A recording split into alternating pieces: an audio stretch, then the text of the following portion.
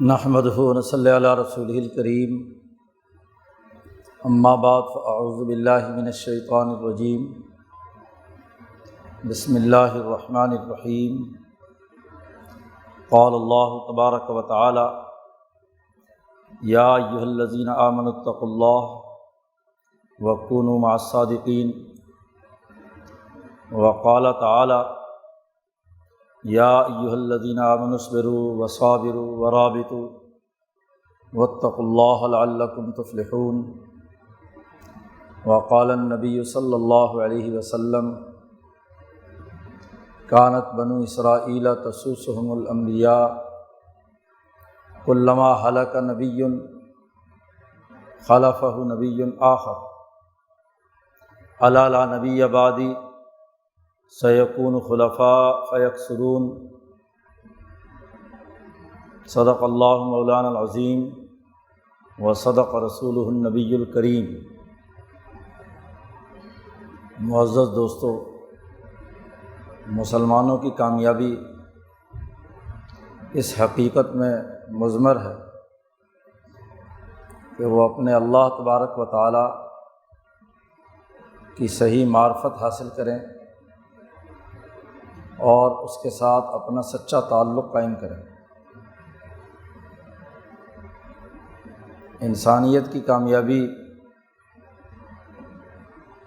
اسی صورت میں ممکن ہے کہ وہ اس کائنات کے خالق و مالک ذات باری تعالیٰ کی حکمرانی، اس کی شہنشاہیت، اس کے مالک الملک ہونے کے حقیقت کو دل کی گہرائیوں سے تسلیم کرے، یقین کامل پیدا ہو اور وہ یہ سمجھے کہ اس کائنات کا ذرہ ذرہ، اس کائنات کا عالمگیر نظام، اس کو چلانے، پیدا کرنے اور اس کو بنانے والی ذات صرف اور صرف اللہ تبارک و تعالیٰ کی، کسی دوسری مخلوق کا اس میں کوئی عمل دخل براہ راست نہیں ہے۔ تمام کائنات کی چیزیں اسی ذات کے ماتحت، اسی کے مطابق تمام امور سر انجام پاتے ہیں۔ اللہ کی وحدانیت پر یقین رکھنا یہ مسلمان کی سب سے پہلی اور اولین ضرورت اور تقاضا ہے۔ اللہ پر یقین رکھنے کا مطلب یہ ہے کہ اللہ نے جو اس کائنات میں عالمگیر نظام، اس کے اصول اور ضابطے مقرر کیے ہیں، ان تمام کو من و عن سمجھنا اور پھر انہیں تسلیم کرنا ہے۔ یہ کائنات اللہ نے ایک سسٹم کے تحت پیدا کی ہے۔ یہاں کوئی بھی کام بغیر طے شدہ نظام، طریقہ کار کے علاوہ نہیں ہوتا۔ ہر چیز اپنے طے شدہ طریقہ کار کے مطابق ہی سر انجام پاتی ہے۔ انسان کی ذمہ داری یہ عائد کی گئی ہے کہ وہ ان گرد و پیش کے قوانین اور ضوابط کو سمجھے، تسلیم کرے اور اس کے مطابق اپنا نظام بنائے، کائنات پر غور و فکر اور تدبر کرے۔ جو اس کے گرد و پیش میں موجود تکوینی نظام ہے یا تشریعی نظام ہے، اس کی جانکاری حاصل کرے، اس کی معرفت حاصل کرے، اس کی حقیقت سمجھے اور اس کے مطابق اپنی زندگی بسر کرنے کی جد و جہد اور کوشش کرے۔ انسان ترقی چاہتا ہے۔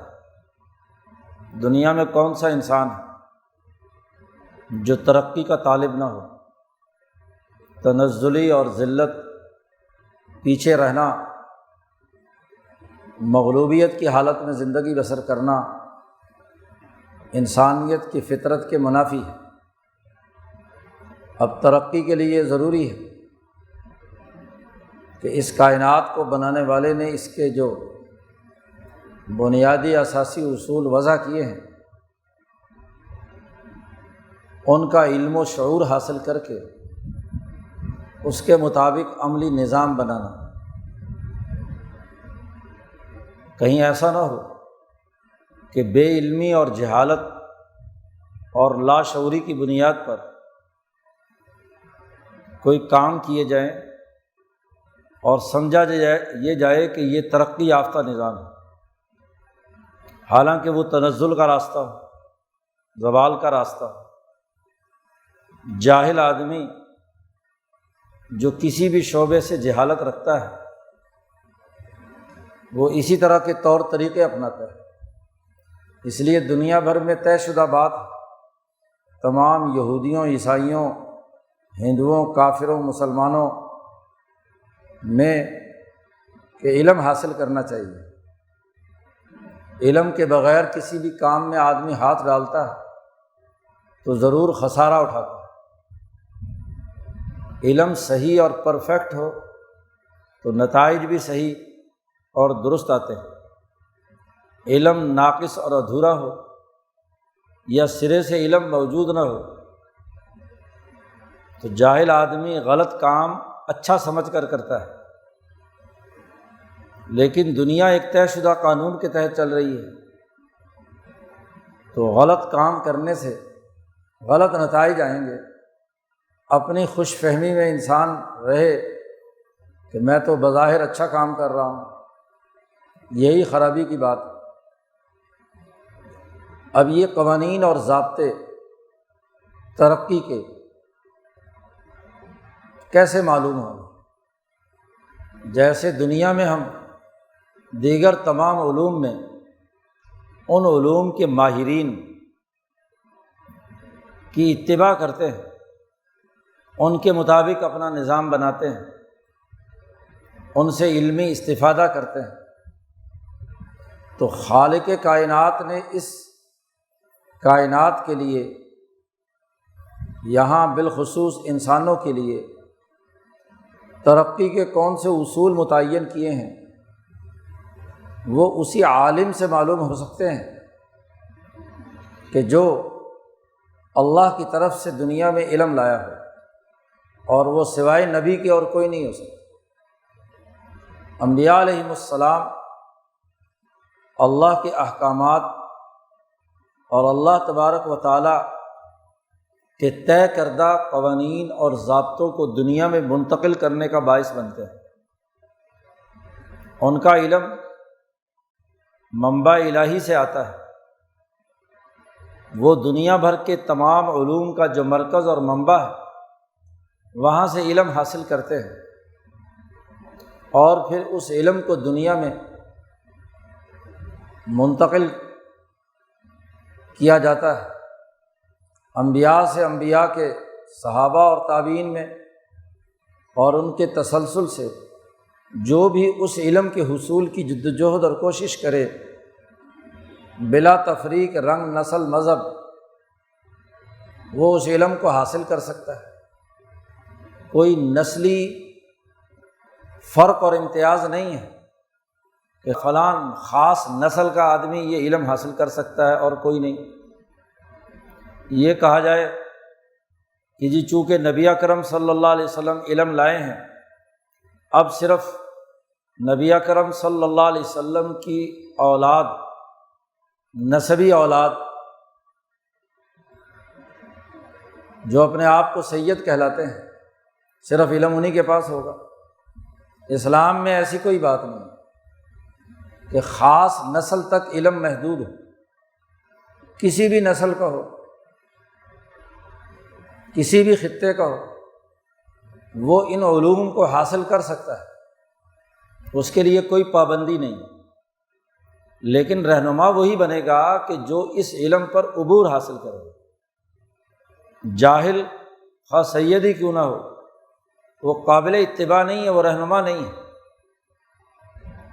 یہ تصور قطعی طور پر غلط ہے کہ آل نبی ہے تو اب ہر حال میں چاہے وہ جاہل ہی کیوں نہ ہو، فاسق و فاجر ہی کیوں نہ ہو، غلط راستے پر ہی کیوں نہ چل رہا ہو، تو چونکہ وہ آل نبی ہے اس لیے جو ہے اس کی ہر غلط بات کی بھی اتباع کی جائے گی، ایسا نہیں۔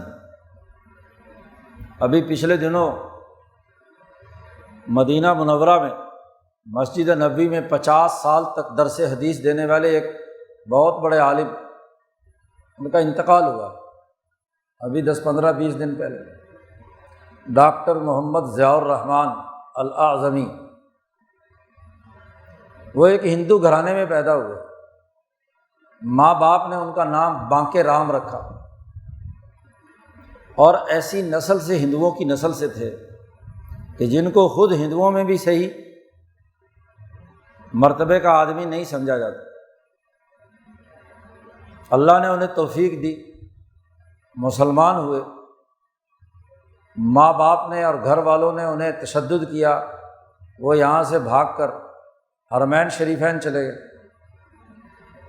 وہیں علم حاصل کیا، وہیں دنیا بھر میں جتنے علماء ہیں ان سے استفادہ کیا، اور دنیا کی ایک یونیک اور منفرد کتاب لکھی،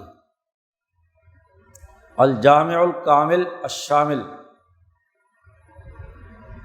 نبی اکرم صلی اللہ علیہ وسلم کی صحیح احادیث کا ایک کامل مجموعہ دنیا میں پہلی بار انہوں نے مرتب کیا ہے 18 جلدوں میں۔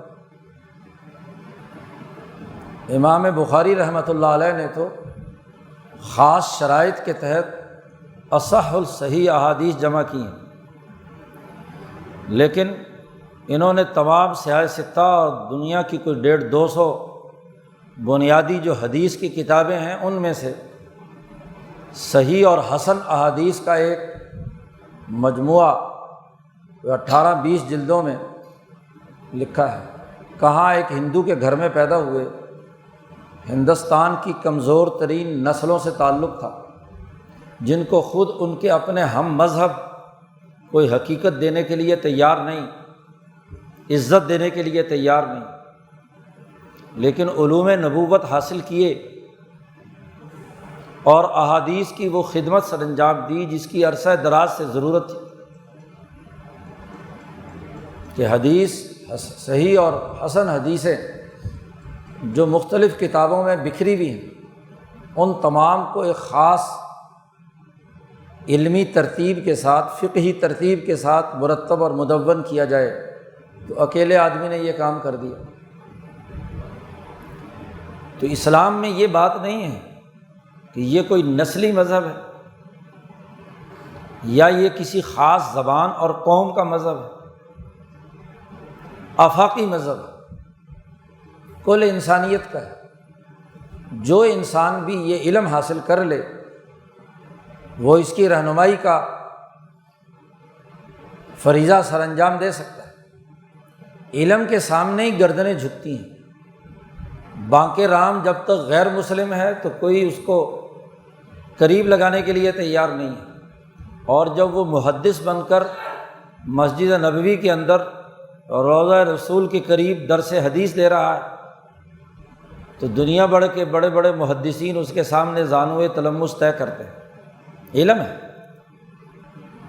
تو اس علم پر کوئی پہرے نہیں ہے، کوئی قید نہیں ہے، لیکن گفتگو وہی کرے گا جو اپنے شعبے کا علم رکھتا ہو، علوم نبوت پر جسے عبور ہو۔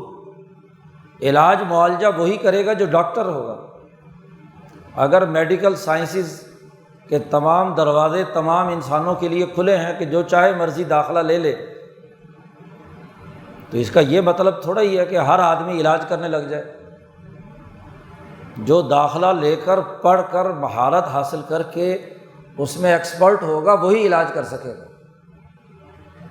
کل انسانیت کے لیے طبی علم کا ہونا، یہ بات اس سے لازم نہیں آتی کہ ہر آدمی معالج بن جائے، ہر آدمی انجینئر بن جائے، ہر آدمی قرآن و سنت کا عالم اور اس کے علم کو سمجھ لے، نہیں۔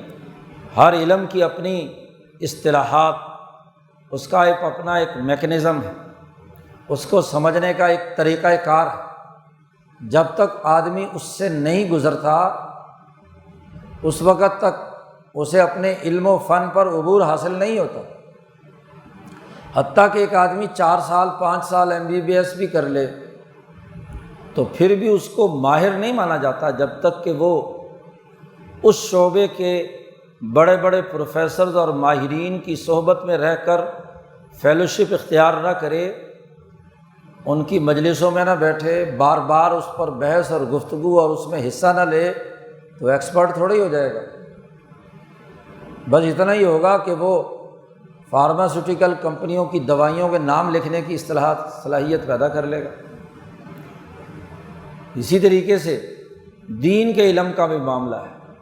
آج جو سب سے بڑا المیہ ہے وہ یہی ہے کہ ہم انجینئرنگ کے علم کو علم سمجھتے ہیں، فزکس اور کیمسٹری کو ایک علم سمجھتے ہیں، میڈیکل سائنسز کو ایک علم سمجھا جاتا ہے، اور بڑے ذوق شوق سے اس علم کے حصول کی طرف اپنی نوجوان نسل کو متوجہ بھی کرتے ہیں اور پڑھتے پڑھاتے بھی ہیں، لیکن علوم نبوت کو علم نہیں سمجھا جاتا۔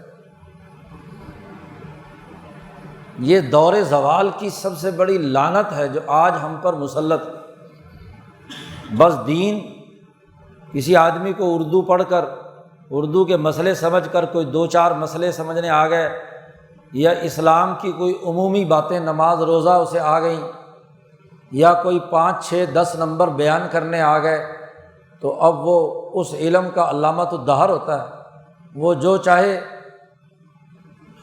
دین اسلام کے نام پر لوگوں کے سامنے گفتگو کرے، وہ منبر رسول پر چڑھ کر جو چاہے مرضی زبان سے نکالے، جی وہ جو چاہے گفتگو کرے، آگ لگائے، فرقہ بنائے، مفادات اٹھائے۔ اب اس علامہ صاحب کے خلاف کوئی بات نہیں کی جا سکتی۔ اب چاہے وہ علامہ ہو یا نہ ہو، شکل و شباہت اس نے علاموں کی بنا لی۔ کیا کوئی آدمی محض میڈیکل سائنس سے متعلق جنرل نالج حاصل کر کے ڈاکٹروں کا سفید لباس پہن کر اس کے آلات اپنے گلے میں لٹکا کر ڈاکٹر بن جاتا ہے؟ ایک انجینئر انجینئرنگ کی کٹ پہن کر جی بغیر کسی علم کے سیکھے ہوئے کوئی سپروائزر ٹائپ کا آدمی ہو اور وہ اپنے آپ کو انجینئر ڈکلیئر کرے اور بنیادی فیصلے کرنے لگے تو کیا اسے تسلیم کیا جاتا ہے؟ تو کوئی جبہ قبہ پہن کر پگڑی شگڑی باندھ کر ممبر پر کھڑے ہو کر جو چاہے مرضی بولتا رہے تو کیا اسے عالم کہیں گے؟ ڈاکٹروں کی دنیا میں پہچانا جاتا ہے کہ اصل پروفیسر سمجھدار کون ہے اور محض شہرت کا رسیا اور کمپنیوں کا ایجنٹ کون ہے، دوائیاں لکھ لکھ کر کمانے والا کون ہے۔ انجینئرنگ کی زندگی میں دور میں کون ہے جو اس شعبے کا کیا ہے ایکسپرٹ ہے، ماہر ہے، اور کون ہے کہ محض اس نے اپنے لیے ایک خاص لبادہ اوڑھ لیا ہے۔ تو ایسے ہی دین کا بھی ایک مستقل علم ہے، اور دین کا یہ علم علم نبوت اس کے اپنے تقاضے ہیں، اس میں زندگیاں کھپانی پڑتی ہیں، جدوجہد اور کوشش۔ یہ جدوجہد اور کوشش جب انسان پورے صبر و استقامت کے ساتھ کرتا ہے، تقویٰ اور اللہ کی خشیت، اللہ کا ڈر اور ان علوم نبوت کے ساتھ اپنے باطن کو روشن کرتا ہے، تب اسے اس علم پر گفتگو کرنے کی اجازت ہوتی ہے۔ متقی آدمی، قرآن حکیم متقی آدمی بنانا چاہتا ہے، اور تقویٰ کے حصول کے لیے علم و شعور کا ہونا بہت اعلیٰ درجے کی صلاحیت ہے۔ اسی لیے کہا گیا کہ اے ایمان والو، 4 باتوں کا حکم دیا گیا ہے۔ یا ایھا الذین آمنوا اصبروا صابروا رابطوا واتقوا اللہ۔ 4 باتیں تمہارے اندر ہیں تو پھر شاید تم فلاح اور کامیابی حاصل کرو۔ جس دین جس علم کے ساتھ وابستہ ہیں اس کو پورے صبر و استقامت کے ساتھ سیکھنا، ڈٹ کر، جم کر، کتنا ہی عرصہ لگے، خود صبر و استقامت کا درس دیا گیا کہ خود ثابت قدم رہو، کیونکہ علم کامل طور پر اس وقت تک حاصل نہیں کرتا کوئی انسان جب تک اس علم کی طرف اپنی تمام تر صلاحیتوں کو متوجہ کر کے صبر و استقامت کے ساتھ اسے حاصل کرنے کے لیے کردار ادا نہ کرے۔ صرف وقت گزارنے یا صرف انٹروڈکشن سے کوئی آدمی عالم نہیں بن جاتا۔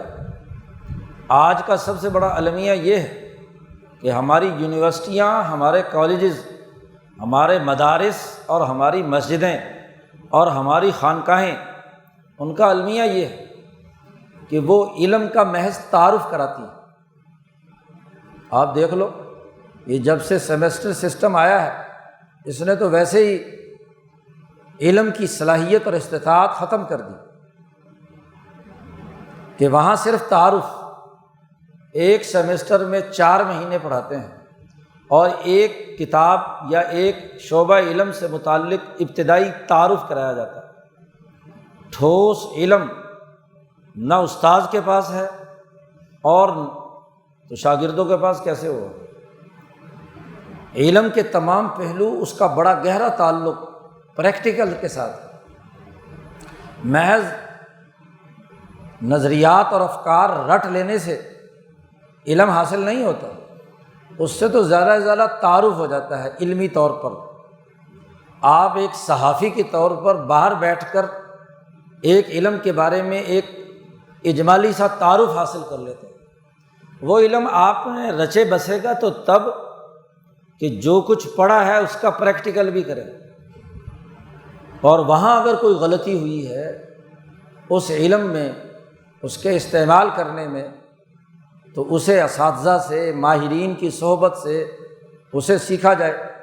استاذ بھی کرائے کا ہے، آدھا پونا گھنٹہ لیکچر دینے کے لیے آتا ہے کہ اس کے پیسے لینے ہیں، بس طالب علموں کو سمجھ میں آئے یا نہ آئے۔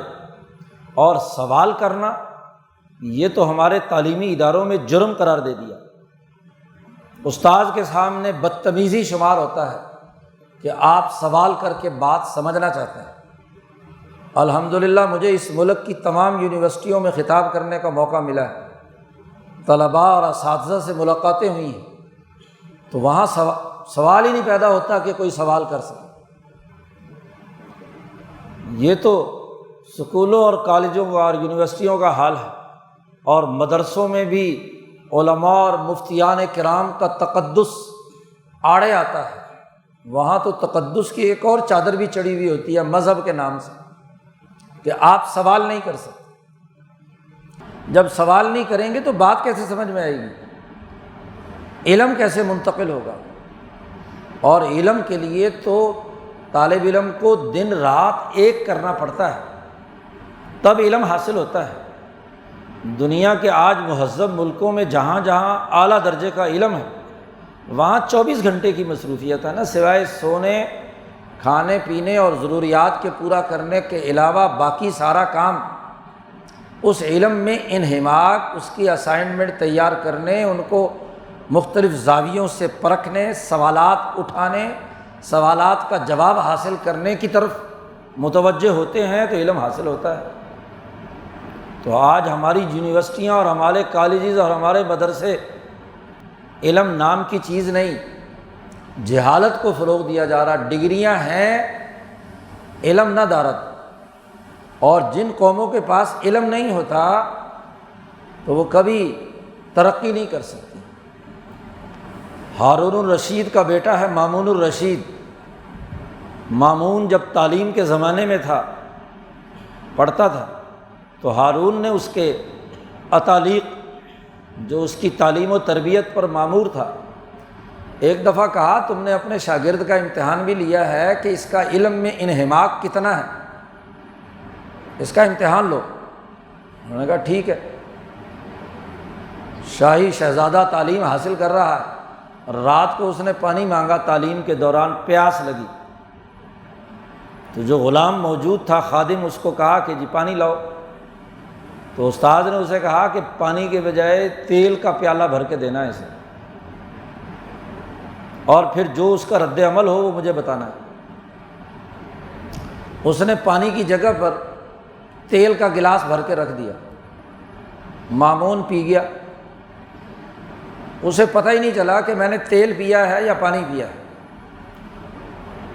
تو عطالیق نے کہا کہ اب یہ بچہ تربیت حاصل کر سکتا ہے جو علم میں اتنا انہماک ہے کہ اسے یہ نہیں معلوم کہ پانی پی رہا ہوں یا تیل پی رہا ہوں۔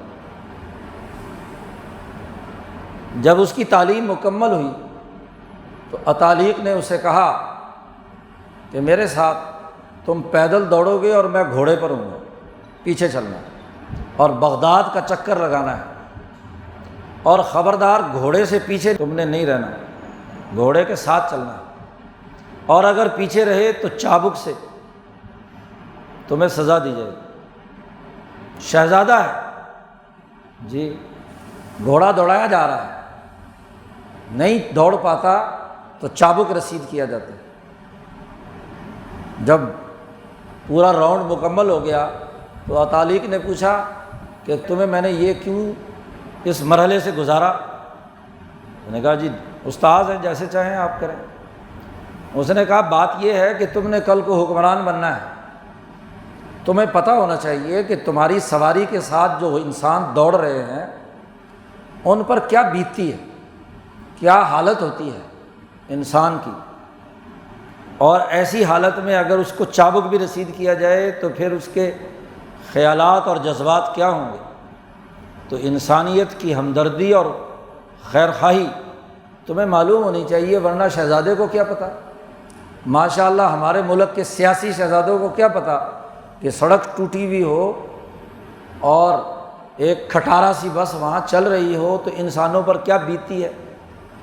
وہ تو جہازوں میں گھومتے ہیں اور پجاروں میں جی سفر کرتے ہیں، انہیں انسانوں کی مصیبت کا کیا پتہ، وہ سیاسی لیڈر بن رہے ہیں آج کل۔ علم مہارت پیدا کرتا ہے، اور مہارت کس بات کی کہ انسانی مسئلہ کیا ہے، انسانی مسئلے کی نوعیت سمجھنا اور اس کا ایسا حل تلاش کرنا جس سے انسانیت کے لیے آسانی پیدا ہو۔ اللہ پاک نے فرمایا یرید اللہ بکم الیسر ولا یرید بکم العسر، اللہ چاہتا ہے تمہارے لیے آسانی پیدا کرنا، تمہارے لیے مشکلات کھڑی کرنا نہیں۔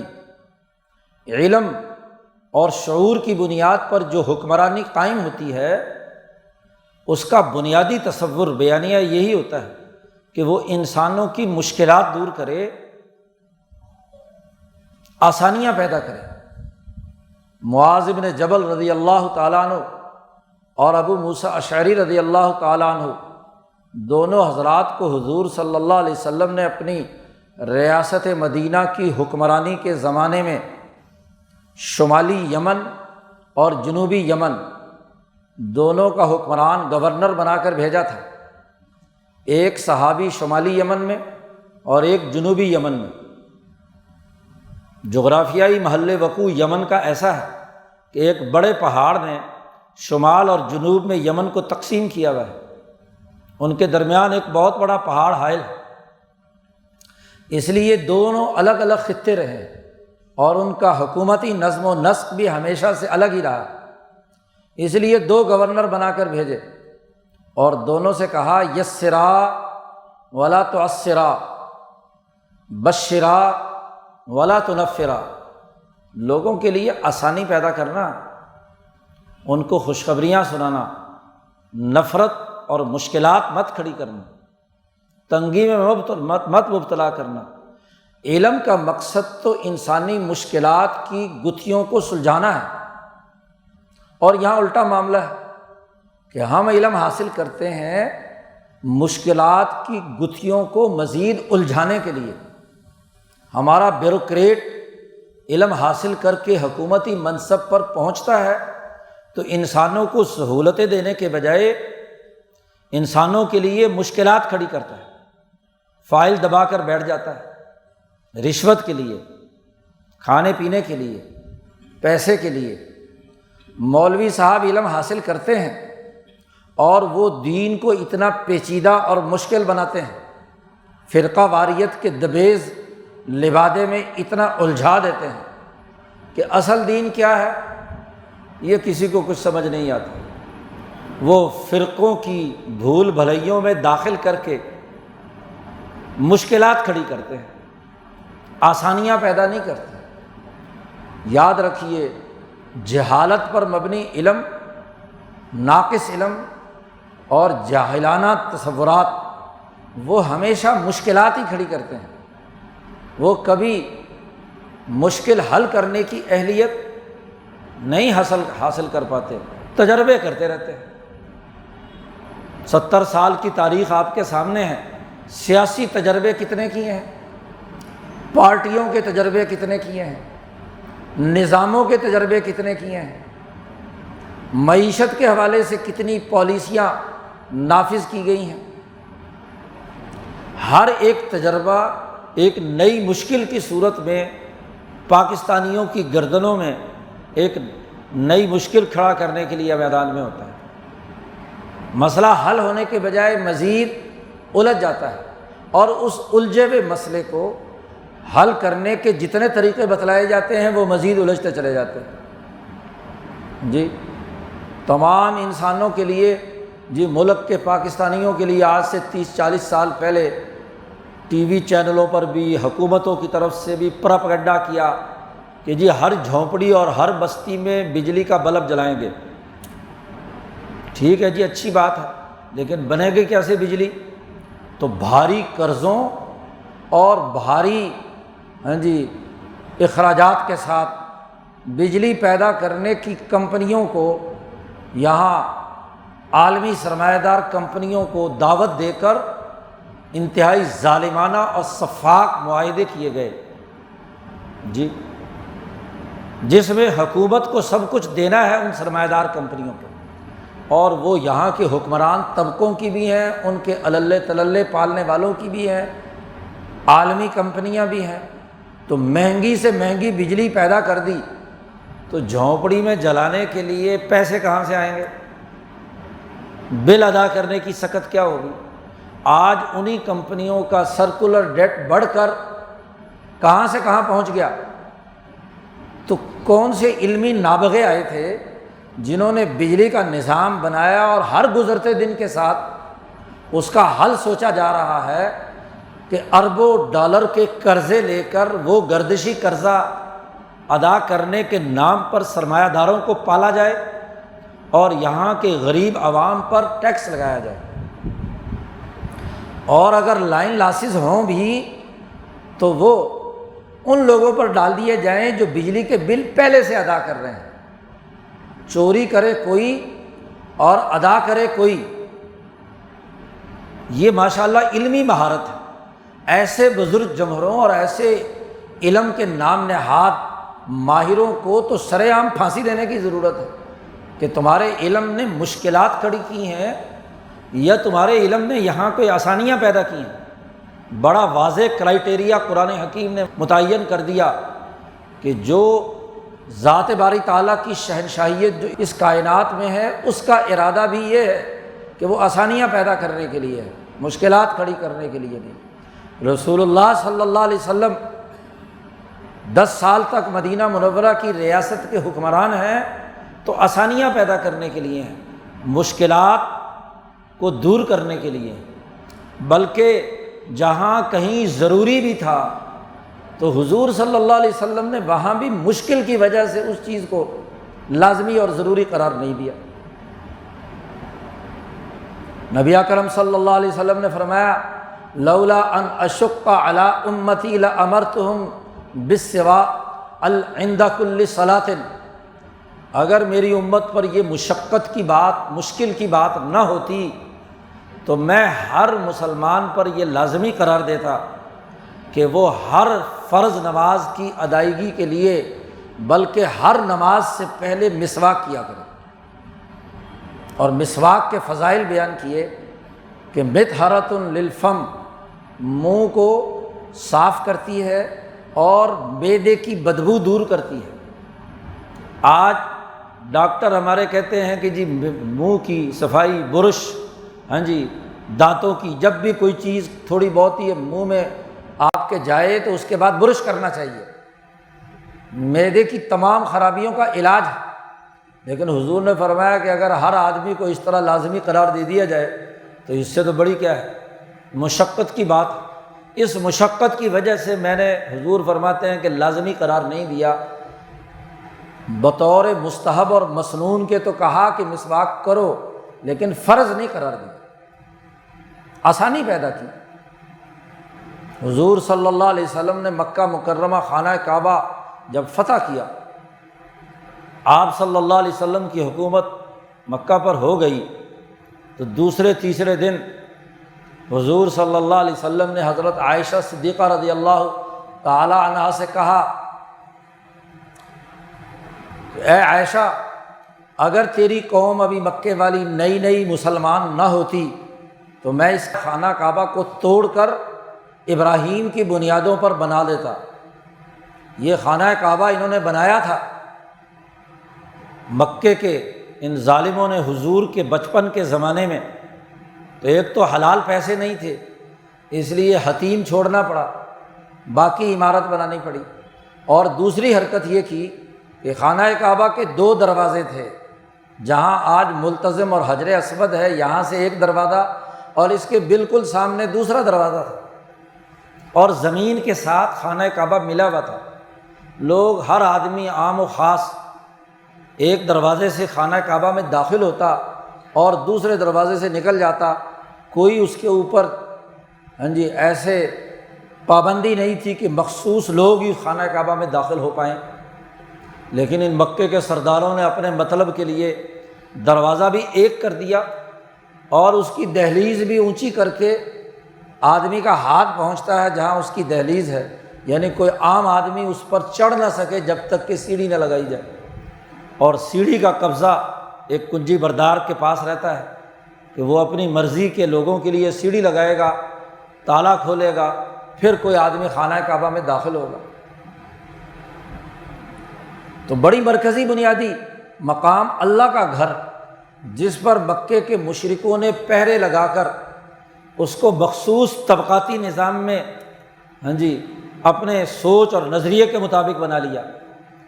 البتہ پیسے نہ ہونے کی وجہ سے حتیم چھوڑ دیا، غریب لوگ بیچارے حتیم کے اندر داخل ہو کر خانہ کعبہ میں نماز پڑھنے کا شوق ادا کر لیتے ہیں۔ تو حضور صلی اللہ علیہ وسلم نے فرمایا کہ اگر تیری قوم نئی نئی مسلمان نہ ہوتی، لولا حدثان قومک علی عہد لنقضت الکعبہ، میں کعبہ توڑ دیتا اور دوبارہ کعبہ بناتا ابراہیم کی بنیادوں پر حتیم کو شامل کر کے، اور اسی طرح اس کے 2 دروازے بناتا۔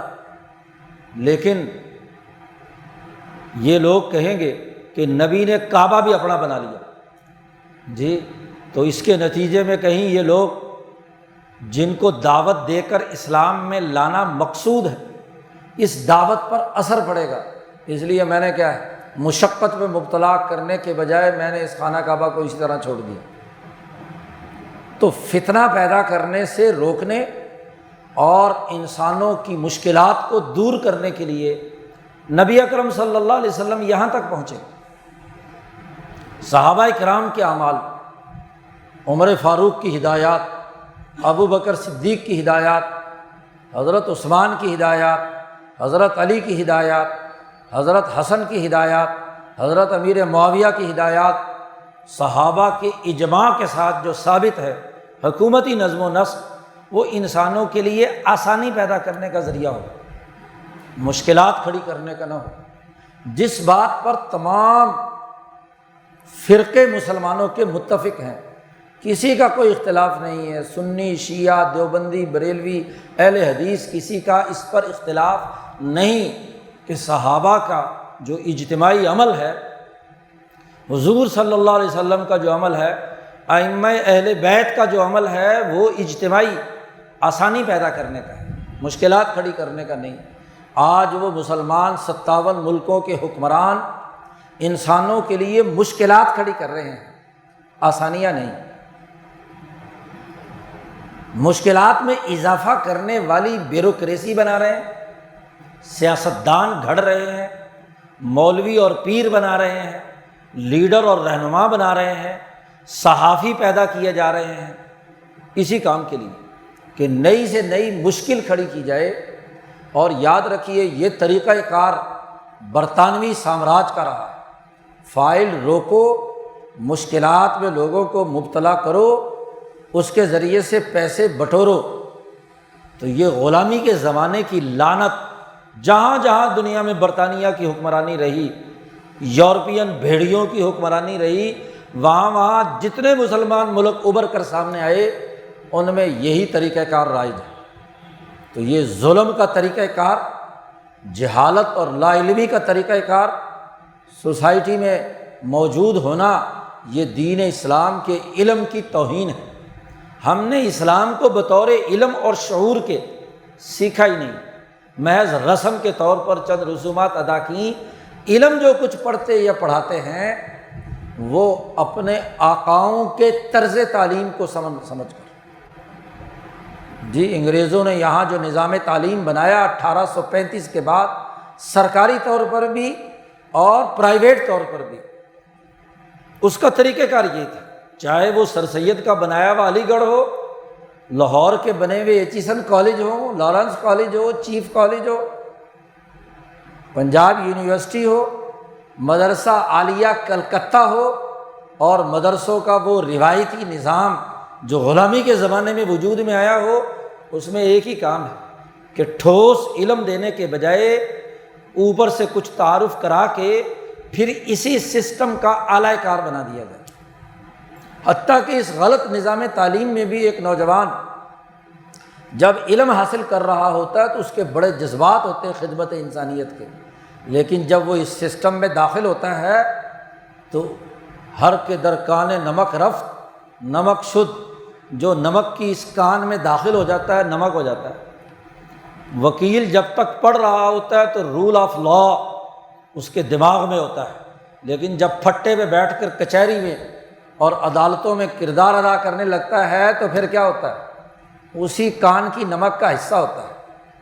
مولوی صاحب بچپن میں قرآن پاک یاد کرتے ہیں، طالب علم جب تک ہوتا ہے تو بڑے جذبات ہوتے ہیں کہ دین کی خدمت کروں گا، لیکن نکل کر جیسے ہی روایتی مسجدوں اور مدرسوں کے ماحول اور پیر خانوں میں داخل ہوتا ہے تو جو کچھ پہلے کر رہے ہوتے ہیں انہی کی کان میں کیا ہے، پرویا جاتا ہے۔ انجینئر پہلے تعلیم حاصل کرتا ہے تو کہتا ہے جی ملک اور قوم کی بڑی خدمت کروں گا۔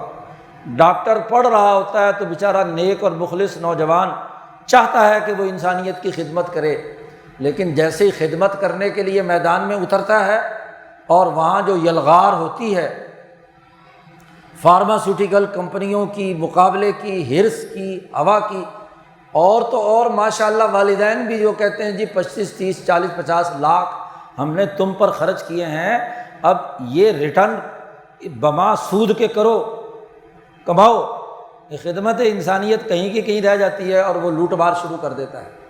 حتیٰ کہ ایک بیچارہ پڑھا لکھا جو CSS کر کے تربیت انتظامی حاصل کرتا ہے، فطرتاً نیک ہونے کی وجہ سے وہ بھی چاہتا ہے کہ کچھ نہ کچھ جو کچھ سیکھا ہے اس پر عمل کروں، لیکن جب بیوروکریسی کے اس سسٹم میں داخل ہوتا ہے تو پھر لاہور میں اس کو ملازمت تبھی ملے گی کہ جب وہ ان کا ایجنٹ بن کر کرپشن اور لوٹ مار کے اس سائیکل کا حصہ بنے گا، ورنہ تو راجن پور جائے گا اور DG خان جائے گا۔ جی ایسے جنگلوں میں بھیجیں گے اور وہاں جو بڑے بڑے مگر مچھ جاگیردار سرمایہ دار ہیں وہ خود بخود اس AC DC صاحب کو کیا ہے اپنے دھرے پہ ڈال لیتے ہیں کہ یہ سارے کام کرو تو رہ سکتے ہو، ورنہ تو پھر کیا ہے تمہاری جان کو بھی خطرہ ہے، تمہارے بچوں کو بھی خطرہ ہے۔ تو جو سسٹم کسی ملک کا خراب ہو جائے، مشکلات کھڑی کرنے کی بنیاد پر ہو، جہالت کی بنیاد پر ہو، تو وہاں علم بھی صحیح نتیجہ نہیں دیتا، اور اگر علم بھی ناقص ہو تو اس کو بدلنے کا شعور یا فکر کسے ہوگا؟ کیونکہ علمی نقص موجود ہو، جہالت ہو اور پھر کوئی طاقت بھی نہ ہو تو بیچارہ اکیلا ایک پڑھا لکھا اپنے آپ کو سچائی پر کیسے قائم رکھنے کی کوشش کرے گا؟ جب چاروں طرف بھیڑیے بیٹھے ہوں تو اکیلا ایک نیک آدمی، نیک ڈاکٹر، نیک انجینئر، نیک کوئی طالب علم، نیک وکیل وہاں جا کر کیا ہے ان بھیڑیوں کے سامنے کتنی دیر ٹھہرے گا؟ 4 دن بعد ان کا ہم نوالا اور ہم پیالہ ہو جاتا ہے۔ ایسی سوسائٹی تباہی اور بربادی کی سفر پر مزید لڑکتی چلی جاتی ہے، مشکلات کا شکار رہتی ہے۔ اس مشکلات کے نکلنے کا ایک ہی راستہ ہے کہ وہ علم و شعور جو قوموں کی ترقی کے لیے لازمی ہے اسے پورے طور پر حاصل کیا جائے اور اس کا سسٹم بنایا جائے، اور جو اس سسٹم کے راستے کی رکاوٹیں ہوں انہیں توڑ پھوڑ کر ختم کر دیا جائے۔